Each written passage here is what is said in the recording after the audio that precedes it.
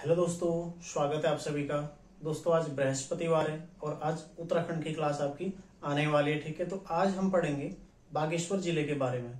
पिछली क्लासेस जो हमारी उत्तराखंड की थी उसमें हमने रुद्रप्रयाग के बारे में जाना था। पहले उत्तराखंड के बारे में, उसके पश्चात रुद्रप्रयाग के बारे में पूरी जानकारी प्राप्त करने का प्रयास किया था और आज बागेश्वर जिला हम पढ़ने वाले हैं। ठीक है, तो बागेश्वर की शुरुआत करते हैं।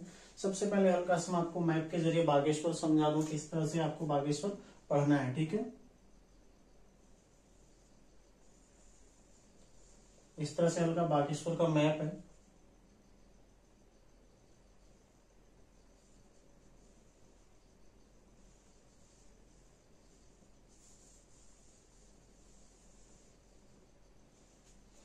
ठीक है, हल्का ये बागेश्वर इस तरह से बना हुआ है।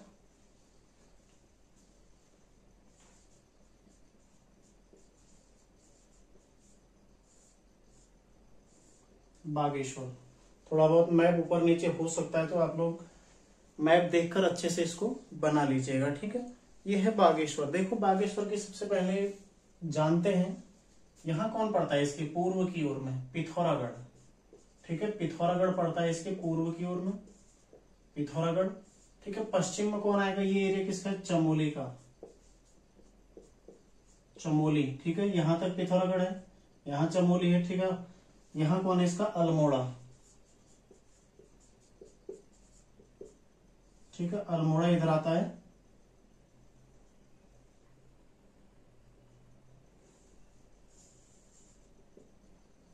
ठीक है, यहां आता है अल्मोड़ा।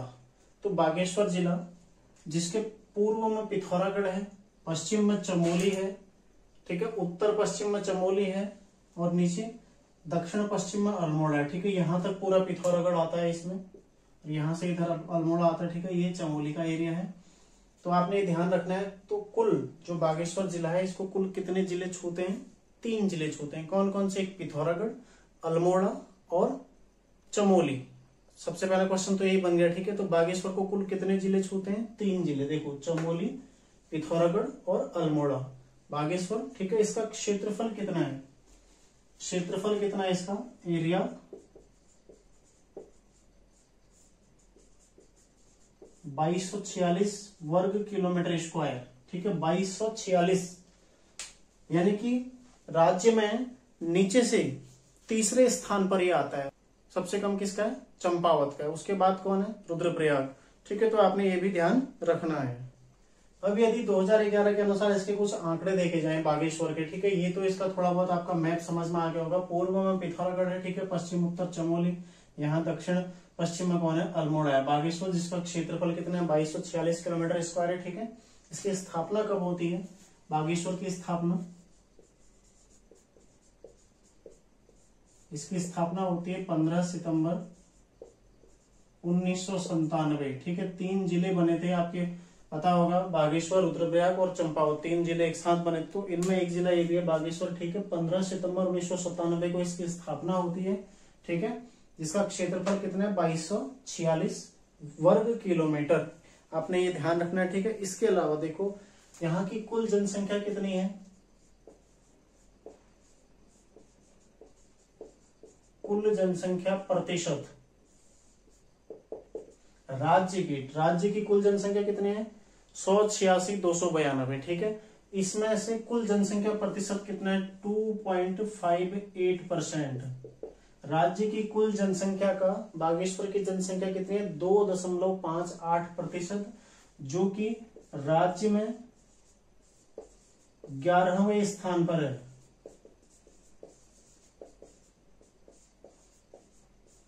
ठीक है, सबसे कम रुद्रप्रयाग में, सबसे ज्यादा हरिद्वार में, और 11वें स्थान पर कौन है, बागेश्वर। आपने ये भी ध्यान रखना। देखो दोनों में 11वें स्थान पर आ रहा है। ठीक है, तो 11वां स्थान भी आपने, ये कब काम आता है, जब 4 जिले आपको दे दिए, इन्हें क्रम से लगाइए। तो क्रम से लगाइए में 11वां, 10, 11, 12, 13 और 1, 2, 3, 4, शुरू के 4 और लास्ट के 4 काफी महत्वपूर्ण होते हैं। ठीक है, तो प्रतिशत के आधार पर 2.58% कुल राज्य की कुल जनसंख्या का 2.58% है। ठीक है, जो कि 11वें स्थान पर है। जन घनत्व कितना है यहाँ का,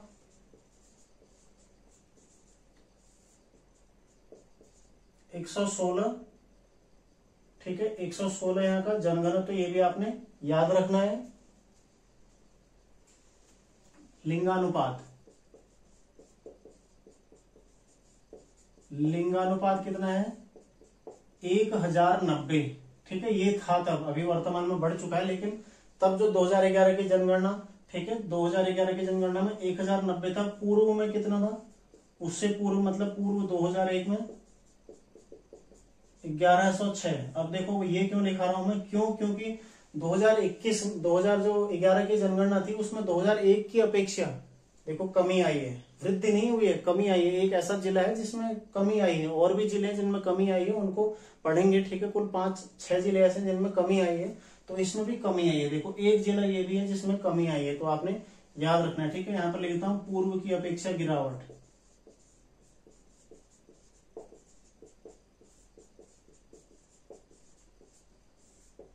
ठीक है, अगला पॉइंट इसका है शिशु लिंग अनुपात।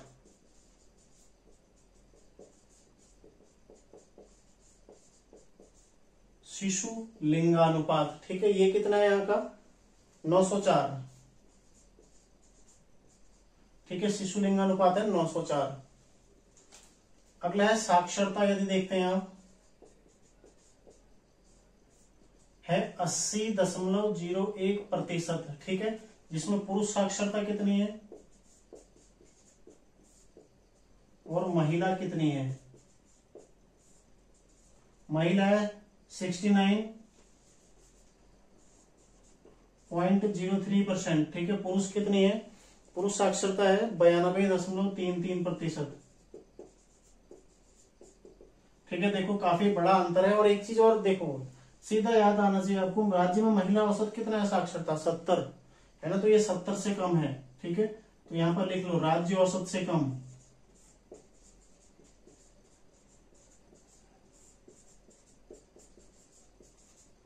तो क्वेश्चन बनेगा निम्न में से 3-4 जिले आपको दे देगा, निम्न में से किस जिले में महिला साक्षरता दर राज्य औसत से कम है या कम नहीं है। 3 कम वाले दे देगा, 1 नहीं देगा। ठीक है, तो आपको ये पॉइंट पूर्व की अपेक्षा गिरावट और राज्य औसत से कम, ये आपको बिल्कुल ध्यान में रखना है। ठीक है, तो इसके बाद आता है यहाँ पर नगरीय जनसंख्या।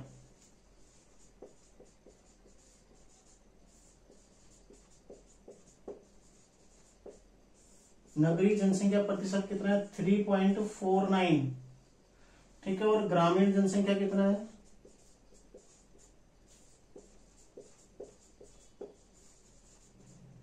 अब 100 में से इसको माइनस कर दो, 96.51%। ठीक है, देखो अब दोनों में आपको मैं एक बढ़िया क्वेश्चन आपको बताने वाला हूं। नगरीय जनसंख्या क्वेश्चन बनेगा, सबसे कम नगरीय जनसंख्या प्रतिशत वाला जिला कौन है।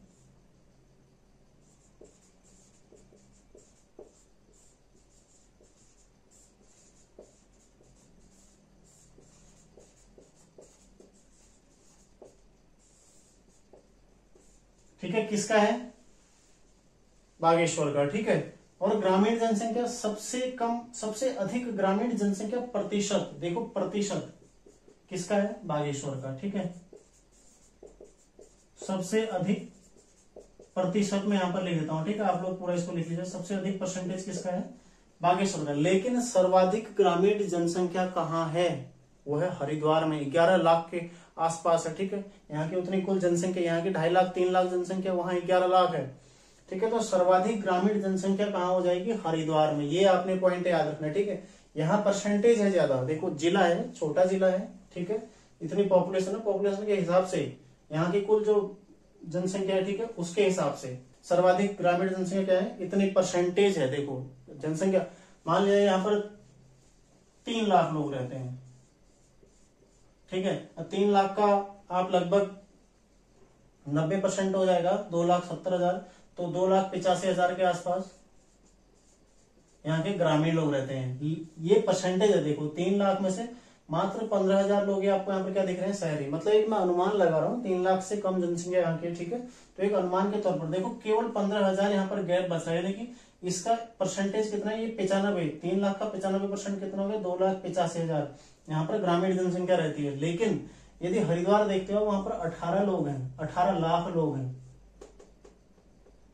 ठीक है, 18 लाख में से 11 लाख लोग क्या हैं, ग्रामीण लोग हैं। देखो अब जनसंख्या प्रतिशत कहाँ है ज्यादा, बागेश्वर में, लेकिन जनसंख्या ज्यादा कहाँ है, हरिद्वार में। दोनों में आपने फर्क समझना है, ठीक है।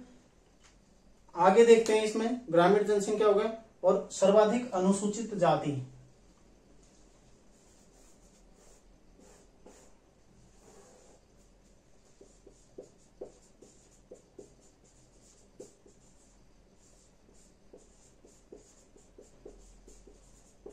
जिले की कुल जनसंख्या का कितना प्रतिशत एससी यहां पर रहते हैं, 27.73%। ठीक है, हल देखो ये भी वही है, सर्वाधिक 80% कहाँ जाएगा, बागेश्वर में, लेकिन सबसे ज्यादा एससी रहते कहाँ हैं जनसंख्या में, हरिद्वार में। तो दोनों पॉइंट में आपने बिल्कुल भी कंफ्यूज नहीं होना है, ठीक है। काफी आसान ये पॉइंट है, बिल्कुल भी आपको इसमें दिक्कत नहीं होनी चाहिए, ठीक है। सर्वाधिक 80% कहाँ है जनसंख्या का, 27.73% यहाँ एससी रहते हैं, जो कि सर्वाधिक है राज्य में। लेकिन सबसे ज्यादा जो संख्या है एससी की, वो कहाँ है, हरिद्वार में, है ना। यहाँ जनसंख्या के परसेंटेज के हिसाब से रह रहे हैं, लेकिन वहां जनसंख्या ज्यादा है, ठीक है। दोनों में आपने फर्क समझना है। तो देखो एक बार फिर से, बागेश्वर जिसकी स्थापना 15 सितंबर 1997 को होती है, ठीक है। जिसके निकटवर्ती जो राज्य है उनमें पिथौरागढ़, चमोली और अल्मोड़ा। और एक चीज देखो, पूर्णतः स्थलबद्ध है, पूर्णतः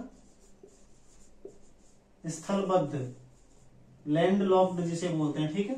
स्थलबद्ध है, देखो कोई भी देश की सीमा, कोई भी राज्य की सीमा बागेश्वर को नहीं छूती है।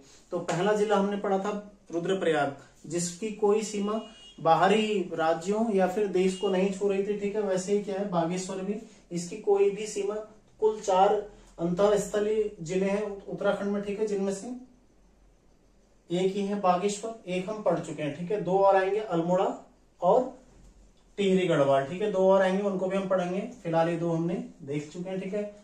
इसकी कुल जनसंख्या कितनी है, देखो राज्य की कुल जनसंख्या का कितना प्रतिशत है, 2.58%, ठीक है। राज्यों में 11वें स्थान पर है।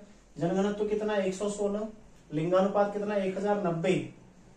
और पूर्व में कितना था, 1106। तो पूर्व की अपेक्षा क्या गिरावट आ गई है, 16 पॉइंट कम हो गया, ठीक है।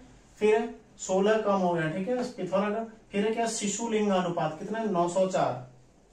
साक्षरता 80%, 80.1% है, ठीक है। जिसमें से पुरुष है 92.33 और महिलाएं 69.03। राज्य का कितना है, 70। तो राज्य औसत से क्या कम हो गई, कम है ना। देखो राज्य औसत से कम है, तो कितने जिले कम होंगे, उतने जिले की संख्या आपने लिख लेनी है।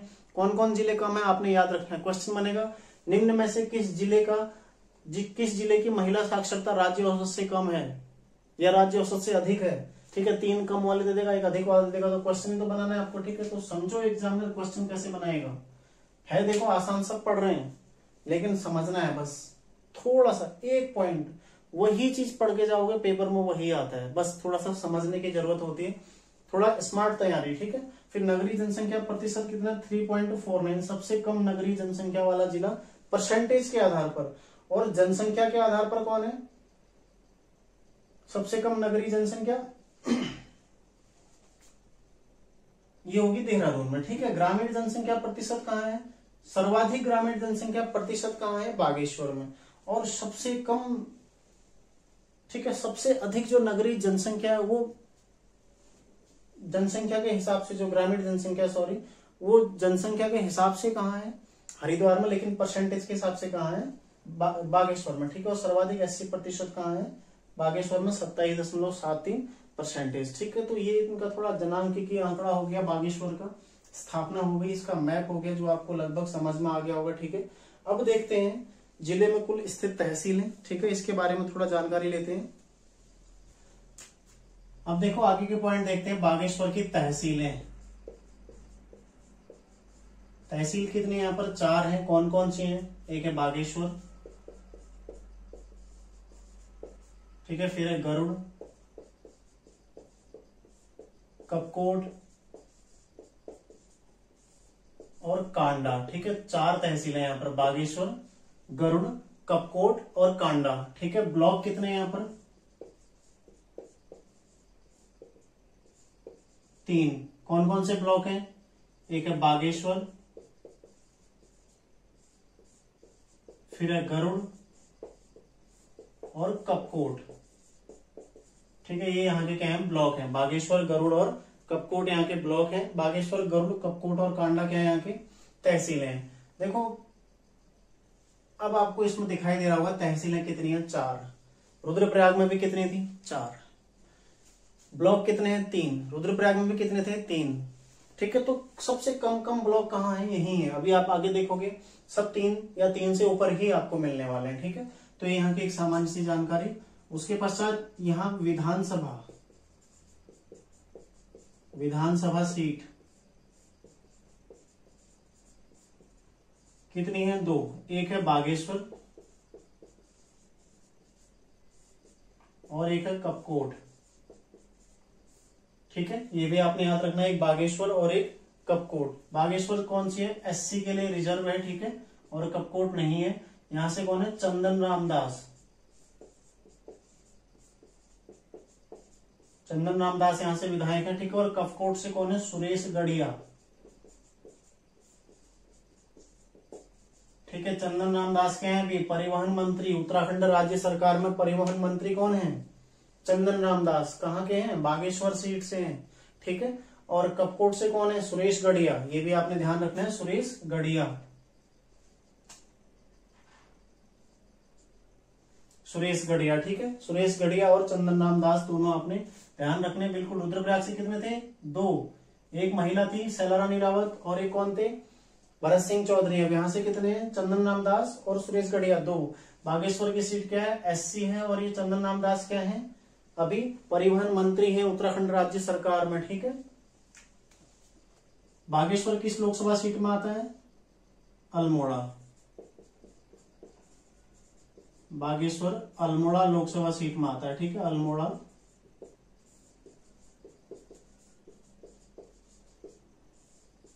लोकसभा सीट में आता है।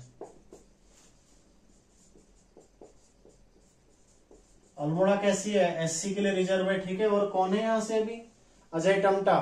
तो ये भी आपको ध्यान रखना चाहिए। ठीक है। मैंने पहली क्लास में आपको बताया था, बागेश्वर अल्मोड़ा लोकसभा सीट में आता है। ये यहाँ की तहसीलें हो गई 4, ब्लॉक हो गई 3, विधानसभा सीट हो गई। देखो क्वेश्चन सीधा बनेगा, गरुड़ तहसील कहाँ है, गरुड़ तहसील कहाँ है, बागेश्वर में। ठीक है। क्वेश्चन बनेगा कांडा तहसील कहाँ है, बागेश्वर में। गरुड़ कहाँ है, सिंपल भी बन सकता है। ठीक है। गरुड़ कहाँ है। ठीक है। इसके अलावा यहाँ पर 2 नगर निकाय हैं।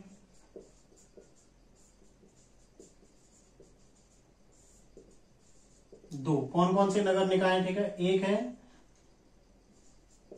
नगर पंचायत और दूसरा है नगर पालिका। ठीक है। नगर निगम यहां पर आपको मिलेगा नहीं। नगर पंचायत है 1, नगर पालिका है 1। कौन सी है, कपकोट और नगर पालिका परिषद बागेश्वर।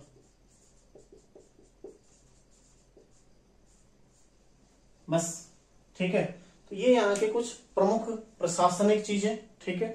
तहसील, ब्लॉक जिसमें विधानसभा सीट, ठीक है, किस लोकसभा में आता है, कितने नगर निकाय हैं। इससे बाहर क्वेश्चन बिल्कुल भी नहीं बनेगा। यदि बागेश्वर के संबंध में कुछ चीजें पूछता है, ठीक है, जनसंख्या हमने देख ली, इसका ढांचा हमने देख लिया, ठीक है, क्या क्या यहाँ पर उपखंड है, क्या क्या यहाँ पर विकास खंड है, ठीक है, सारी चीजें हमने अलग अलग देख ली। इससे बाहर कुछ नहीं जाएगा। अब जो क्वेश्चन बनेंगे, ठीक है, अब हम बागेश्वर का थोड़ा बहुत इसके बारे में जानेंगे। ये थोड़ा बहुत इसकी सामान्य जानकारी हो गई। ठीक है। अब देखते हैं बागेश्वर के उपनाम क्या है। उपनाम, ठीक है, क्या क्या उपनाम है इसके। उत्तर का वाराणसी एक है, उत्तर का वाराणसी, ठीक है। व्याघ्रेश्वर, व्याघ्रेश्वर, ठीक है। वाणेश्वर, विश्वेश्वर,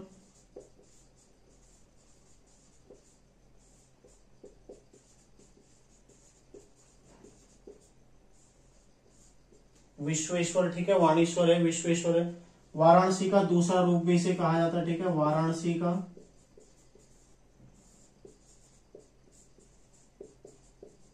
दूसरा रूप, ये भी इसको क्या कहा जाता है, ठीक है, वाराणसी का दूसरा रूप।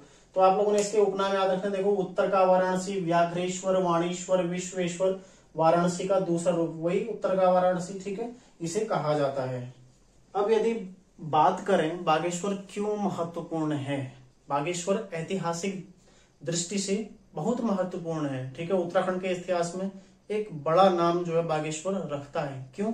सबसे पहले देखो कत्यूरी वंश, जो कत्यूरी वंश है यहीं आपको मिलेगा, कत्यूर घाटी में है ना, यहाँ पर आपको कत्यूरी वंश की कई सारे साक्ष्य में ऐसे मिल जाते हैं, ठीक है। बागेश्वर शिलालेख मिला हुआ है भूदेव का, है ना। तो क्वेश्चन बनता है भूदेव का शिलालेख कहाँ से मिला हुआ है? बागेश्वर से मिला है, ललित पुत्र भूदेव जो था, है ना। तो ये चीजें आपको याद रखनी है, ये इतिहास का विषय है, वहां पर मैं आपको इसको बहुत बेहतर तरीके से समझाऊंगा, तो यहाँ पर उसको हम उस पॉइंट को स्किप करते हैं, केवल समझ लेते हैं, ठीक है।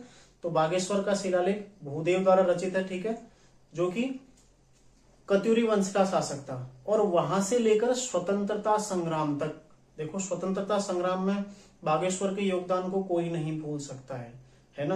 बागेश्वर में आपने देखा होगा सरयू गोमती के तट पर कौन सी प्रथा हुई थी? कुली बेगार प्रथा, उसका अंत हुआ था 13-14 जनवरी 1921 में, उसका अंत हुआ था। तो एक बहुत बड़ी घटना, बहुत बड़ा एक आंदोलन था, है ना। तो बागेश्वर का जो इतिहास है काफी अच्छा इतिहास है, ठीक है। और पढ़ेंगे उसको, इतिहास में पढ़ेंगे बहुत अच्छे तरीके से, उसको हम वहां पर देखेंगे, केवल इतना याद रखना है। इसके अलावा बागेश्वर में आप देखोगे, बागेश्वर में ही पहली महिला ऐसी है जो स्वतंत्रता संग्राम सेनानी जेल गई थी, पहले पुरुष ऐसे हैं जो जेल गए थे, है ना। तो बागेश्वर बिल्कुल भी दूर नहीं है, ठीक है। तो उन कुछ चीजें हम यहाँ पर देखते हैं, और जो इतिहास के विषय हैं उनको हम इतिहास में ही देखेंगे, बस, ठीक है। इतना मैं कहना चाहता हूँ आपको। तो उपनाम कौन कौन, एक बार फिर से देख लो, 4 तहसीलें हैं, बागेश्वर, गरुड़, कपकोट और कांडा।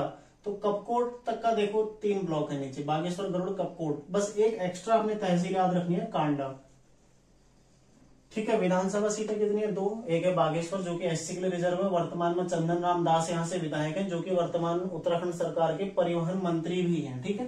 कपकोट से कौन है? सुरेश गढ़िया। फिर देखो बागेश्वर अल्मोड़ा लोकसभा सीट में आता है, ठीक है, बिल्कुल क्लियर हो गया। और कौन है यहाँ के सांसद, कौन हो गए इस प्रकार से? अजय टमटा, ठीक है। फिर है 2 नगर निकाय, एक नगर पंचायत कपकोट और नगर पालिका परिषद बागेश्वर, ठीक है। उपनाम क्या है? उत्तर का वाराणसी या वाराणसी का दूसरा रूप, व्याघ्रेश्वर, वाणेश्वर और विश्वेश्वर, ये यहाँ का क्या हो गया? उपनाम हो गया, ठीक है। अब हल्का सा जानते हैं, देखो एक बागेश्वर जो स्थल है, बागेश्वर एक तो जिला हो गया, एक है स्थल। आप देखोगे जितने भी जिले हैं, ठीक है, उनमें 2 जिले ऐसे हैं जिनके उसी स्थान से मुख्यालय नहीं है। देखो बागेश्वर का मुख्यालय कहाँ है? बागेश्वर में। चमोली का मुख्यालय कहाँ है? गोपेश्वर। और उधम सिंह का मुख्यालय कहाँ है? रुद्रपुर। 2 ऐसे जिले हैं जिनका जिले के नाम से मुख्यालय नहीं है। बाकी सारे जिले कैसे हैं? उनका मुख्यालय उन्हीं के नाम से है। कहीं उत्तरकाशी का देखो उत्तरकाशी, देहरादून का देखो देहरादून, हरिद्वार का देखो हरिद्वार में, पौड़ी का पौड़ी, टिहरी का टिहरी, नई टिहरी, है ना, रुद्रप्रयाग का रुद्रप्रयाग में। केवल 2 जिले ऐसे हैं, चमोली का कहाँ है? गोपेश्वर, उधम सिंह नगर का कहाँ है? रुद्रपुर। तो आपने ये भी याद रखना है, ठीक है।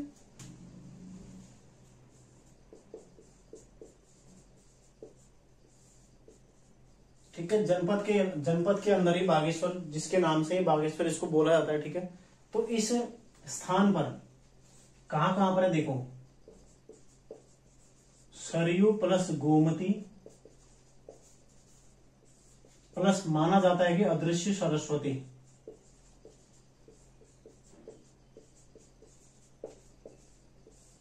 ठीक है। ऐसा माना जाता है कि जो बागेश्वर है सरयू, गोमती और अदृश्य सरस्वती के संगम पर स्थित है। हालांकि जिनमें से कौन दिखाई देते? सरयू, गोमती प्रत्यक्ष है अभी, ठीक है। जो स्कंद पुराण है उसके अनुसार सरयू क्या है? गंगा नदी है। गोमती क्या है? यमुना नदी है, ठीक है। बाकी अदृश्य सरस्वती हो गया, इनका संगम यहाँ पर है बागेश्वर, इसलिए तो वाराणसी है ना। देखो उत्तर का वाराणसी में किस किस का संगम होता है? गंगा, यमुना और अदृश्य सरस्वती का। और स्कंद पुराण में सरयू को गंगा, गोमती को यमुना और अदृश्य सरस्वती यहाँ पर है ही, ठीक है। तो ये संगम है। जो ये बागेश्वर किन 2 पर्वतों के, इसके पश्चिम में कौन सा है? पश्चिम में नीलेश्वर पर्वत, और पूर्व में कौन सा है? भीलेश्वर पर्वत, ठीक है। इन 2 पर्वतों के मध्य, देखो पश्चिम और पूर्व नहीं पूछेगा, लेकिन हाँ पूछ सकता है नीलेश्वर और भीलेश्वर पर्वत किस जनपद में स्थित है, ठीक है। यह बागेश्वर निम्न में से किन पर्वत युग्मों के मध्य बसा हुआ है? दे देगा आपको नीलेश्वर, भीलेश्वर, ठीक है, शुंभ निशुंभ, या 1-2 और, ठीक है, नर नारायण, इस तरह से। तो ये क्वेश्चन आपसे पूछा जा सकता है कि नीलेश्वर पर्वत और भीलेश्वर पर्वत के मध्य में कौन है? बागेश्वर बसा हुआ है, जो कि सरयू और गोमती के संगम पर स्थित है। ठीक है, सरयू को स्कंद पुराण में गंगा और गोमती को यमुना कहा गया है। ठीक है, इसके अलावा इसके उत्तर दक्षिण में रुधिर कुंड और सूर्य कुंड भी स्थित है, तो ज्यादा महत्वपूर्ण है नहीं परीक्षा की दृष्टि से, इसलिए हम उसको नहीं लिखते हैं। ठीक है, अन्य दर्शनीय स्थल देखो,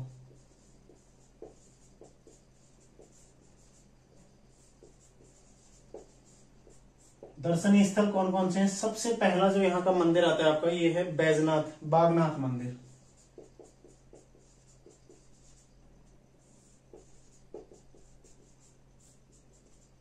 ठीक है, बागनाथ मंदिर।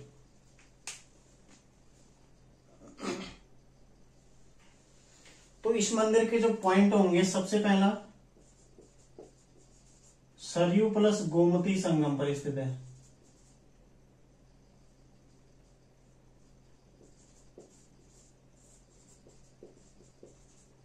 ठीक है, दूसरा क्या हो जाएगा, कत्यूरी कालीन है।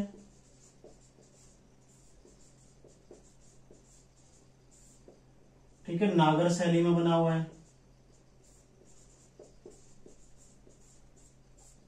ठीक है, कत्यूरी कालीन मंदिर है, सरयू और गोमती के संगम पर स्थित है और नागर शैली में। जो कत्यूरी शैली ना लगभग नागर शैली जैसी ही है, ये आप पढ़ेंगे अभी कत्यूरी स्थापत्य कला जब हम इतिहास देखेंगे वहां पर। ठीक है, तो लगभग नागर शैली में बना हुआ है। देखो कत्यूरी कालीन जो स्थापत्य है उसकी ये भी प्रमुख विशेषता है ना, ये भी एक प्रमुख उदाहरण है उस काल का। बागनाथ मंदिर जो कि कहाँ है, बागेश्वर में। ठीक है, सरयू और गोमती के संगम पर स्थित है और कत्यूरी कालीन है।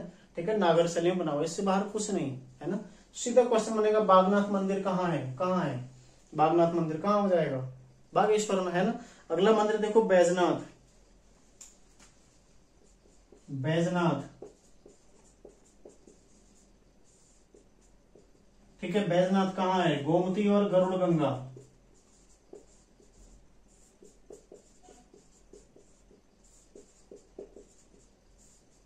संगम। ठीक है, गोमती और गरुड़ गंगा के संगम पर है। कत्यूरी कालीन है भी।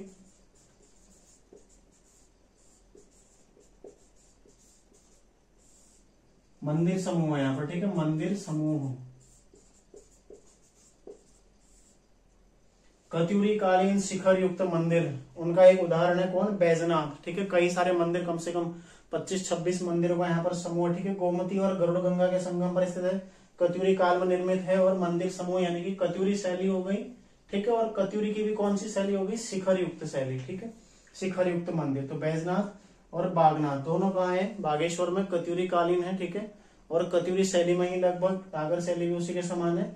और ये गोमती और सरयू और ये गोमती और गरुड़ गंगा दोनों में एक नदी क्या है, कॉमन है, आपने ये ध्यान रखना है। ठीक है, तो ये बागेश्वर के दर्शनीय स्थल। आगे देखते हैं, अगला स्थल है यहाँ का कोट भ्रामरी। कोट भ्रामरी, ठीक है, कहाँ है, बागेश्वर में है। तो यहाँ पर क्या क्या था, एक तो कत्यूरियों की अधिष्ठात्री। ठीक है, कत्यूरियों की अधिष्ठात्री कुल देवी। भ्रामरी का मंदिर है। ठीक है, भ्रामरी इनका मंदिर है। और दूसरा यहां पर क्या है, चंदकालीन।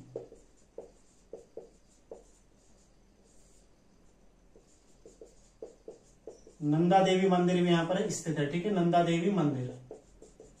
दो चीजें यहाँ पर कोट भ्रामरी में, एक कत्यूरी कालीन भ्रामरी मंदिर है। ठीक है, जो कि उनकी अधिष्ठात्री कुल देवी थी, याद रखना है।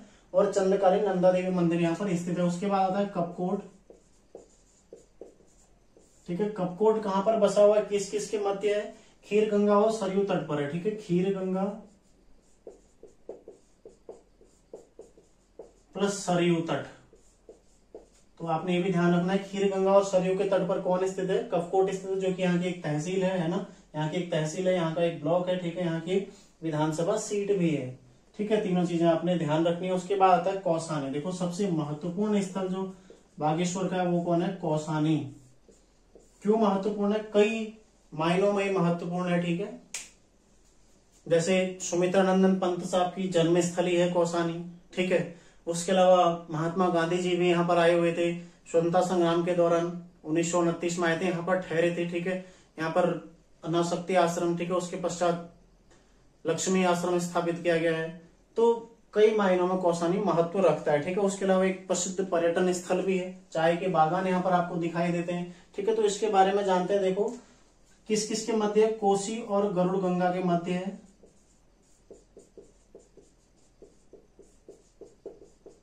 ठीक है। और कहा है, पिननाथ पहाड़ी पर।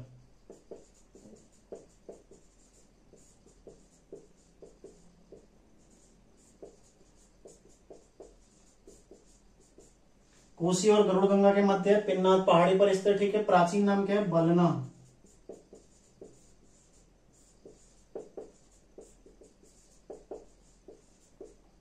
बलना, ठीक है।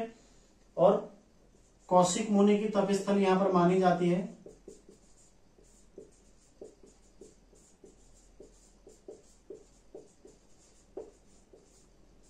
ठीक है। कौशिक मुनि की तपस्थल, ये इसी कारण इसको क्या बाद में कहा गया, कौसानी कहा गया, ठीक है। तो ये 4 पॉइंट थे। इसके सबसे पहले छोटे छोटे पॉइंट, कोसी और गरुड़ गंगा के मध्य में स्थित है, ठीक है।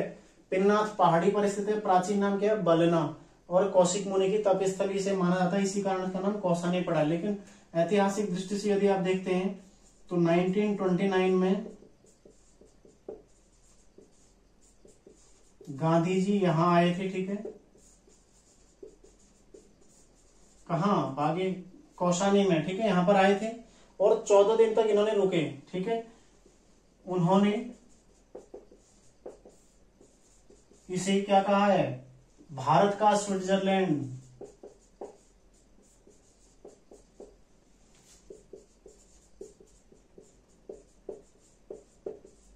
भारत का स्विट्जरलैंड कहा है, ठीक है। उन्होंने इसे क्या कहा है, भारत का स्विट्जरलैंड कहा है। तो क्वेश्चन बनेगा, भारत का स्विट्जरलैंड किसे कहा जाता है, कौसानी को। किसने कहा है, महात्मा गांधी जी ने। कब आए थे, 1929 में आए थे, 14 दिन तक यहां पर रुके थे, ठीक है। जिस स्थान पर वो रुके थे, उनके प्रवास का स्थान क्या है वर्तमान में, अनासक्ति आश्रम।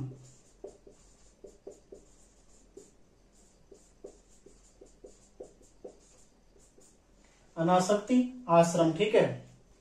फिर आप देखते हो यहां पर सरला बहन द्वारा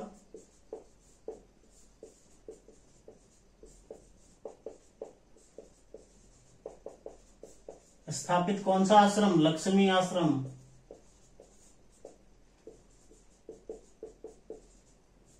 ठीक है। कब स्थापित किया था, 1941 में। कौन थी ये सरला बहन, गांधी जी की क्या थी, शिष्या थी। कैथरीन हाइलामन इनका पूरा नाम था, ठीक है, मूल नाम था। तो उनके द्वारा यहाँ पर एक लक्ष्मी आश्रम में स्थापित किया गया था। कब, 1941 में, स्वतंत्रता संग्राम के दौरान, ठीक है। इसके अलावा सुमित्रानंदन पंत की जन्म स्थल ये,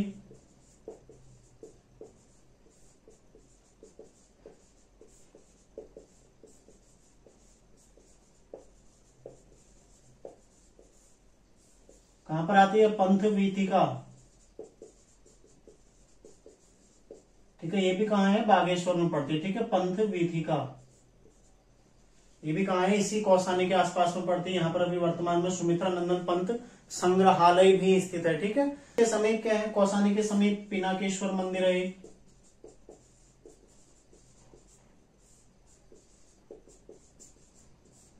ठीक है। और क्या है, बूरा पिन्नाथ और भकोट,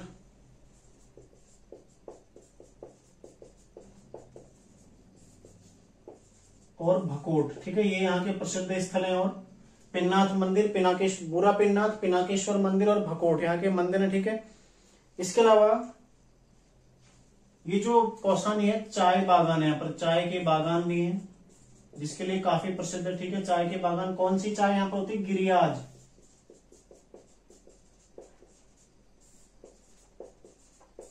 ठीक है। कौसानी, देखो गिरिराज चाय, तो आपने याद रखना है, ठीक है। बागेश्वर के अन्य स्थलों में क्या है, कोट भ्रामरी, जो कि कत्यूरी की अधिष्ठात्री कुल देवी है, ठीक है। ये भी आपको ध्यान रखना है,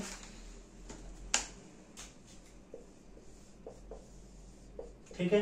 कुल देवी कौन है, भ्रामरी। चंद्रकालीन, यहाँ पर नंदा देवी मंदिर भी स्थित, चंद्रकालीन, ठीक है। कपकोट, यहाँ पर क्या है, खीर गंगा और सरयू का तट, ठीक है। कपकोट, खीर गंगा और सरयू के तट पर स्थित। फिर है कौसानी, जो कि पिन्नाथ पहाड़ी पर है, ठीक है। पिनाकेश्वर मंदिर, यहाँ पर बूरा पिन्नाथ मंदिर है, ठीक है। 3 तो पिन हो गए, कोसी और गरुड़ गंगा के संगम पर, ठीक है, और कौशिक मुनि की तपस्थली। तो को ये भी आपको पता हो गया, ठीक है। प्राचीन नाम क्या है? बलना। 1929 में यहाँ पर गांधी जी आते हैं, ठीक है, उन्होंने इसको क्या कहा? भारत का स्विट्जरलैंड। और जिस स्थल पर वो रुके थे उसे क्या बोला था वर्तमान में? अनासक्ति आश्रम। क्यों कहा जाता है? क्योंकि गांधी जी ने यहाँ पर अपनी अनासक्ति योग नामक एक टीका लिखी थी, है ना, तो उसकी वजह से इसको अनासक्ति स्थल बोला जाता है, अनासक्ति आश्रम, ठीक है। उसके बाद सरला बहन जो कि गांधी जी की एक शिष्या थी, विदेशी शिष्या, जिसका मूल नाम क्या था? कैथरीन हाइलामन। उनके द्वारा 1941 में यहाँ पर लक्ष्मी आश्रम की स्थापना की गई, ठीक है। उसके पश्चात सुमित्रा नंदन पंत, ठीक है, एक महान छायावादी कवि जो कि ग्रुप सी के सिलेबस में भी है, ठीक है। सुमित्रा नंदन पंत जी, इनकी जन्म स्थल ये कब हुआ था? जन्म 20 मई 1900 को, ठीक है, यही हुआ था कौसानी में, है ना। पंथ वीथिका यहाँ पर स्थित है, ठीक है। उसके अलावा क्या है? तो क्वेश्चन आएगा राज्य में पंथ वीथिका कहाँ स्थित है? कहाँ है? बागेश्वर में, ठीक है। दूसरा क्वेश्चन आएगा राज्य में सुमित्रानंदन पंत संग्रहालय यहीं पर स्थित है, ठीक है। फिर पिनाकेश्वर, बुरा पिन्नाथ और भकोट इसके अन्य स्थान है। चाय के बागान कौन से हैं यहाँ पर? गिरिराज चाय, ठीक है। फिर यहाँ पर अन्य स्थलों में क्या है? अन्य स्थल, अन्य स्थलों में सबसे पहला है पांडु स्थल।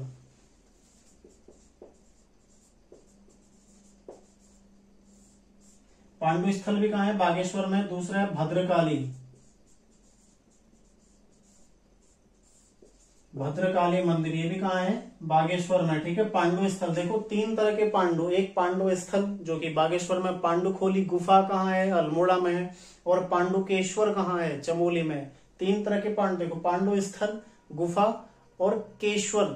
पांडु स्थल बागेश्वर, पांडुखोली अल्मोड़ा और पांडुकेश्वर कहाँ हो जाएगा? चमोली में, ठीक है। भद्रकाली मंदिर कहाँ है? बागेश्वर में। इन्हें क्या गढ़वाल की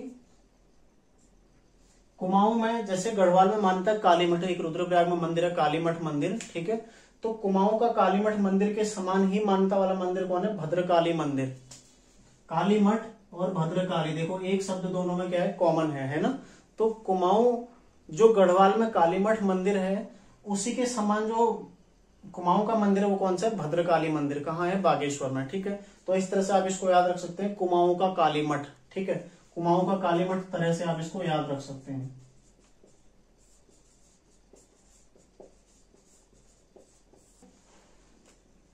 आगे देखेंगे प्रमुख गुफाएं।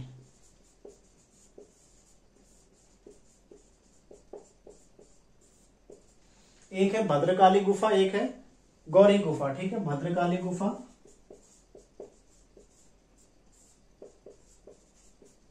और एक है गौरी गुफा।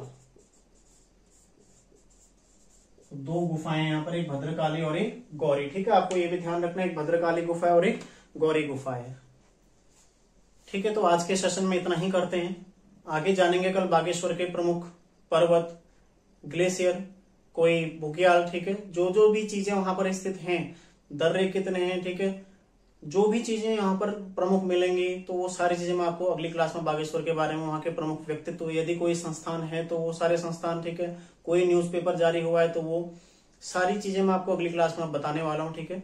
और दोस्तों यदि आप ग्रुप सी की तैयारी कर रहे हो, उत्तराखंड ग्रुप सी की तैयारी कर रहे हो और लोक सेवा आयोग के माध्यम से यदि आप परीक्षाएं दे रहे हो, ठीक है, लोक सेवा आयोग की परीक्षा उसने करानी अगले 1 साल तक का, तो आपके लिए जिला दर्शन सीरीज काफी महत्वपूर्ण होने वाली है, ठीक है। तो इसको यदि आप फॉलो करते हैं तो आपको बहुत लाभ मिलने वाला है। यकीनन इसमें सारी चीजें मैं आपको उपलब्ध करा रहा हूं जो एक जिले के अंदर हो सकती है, यानी कि आपका कम से कम 70% जो मैटर है मैं इस जिला दर्शन सीरीज में आपका कवर कर दूंगा।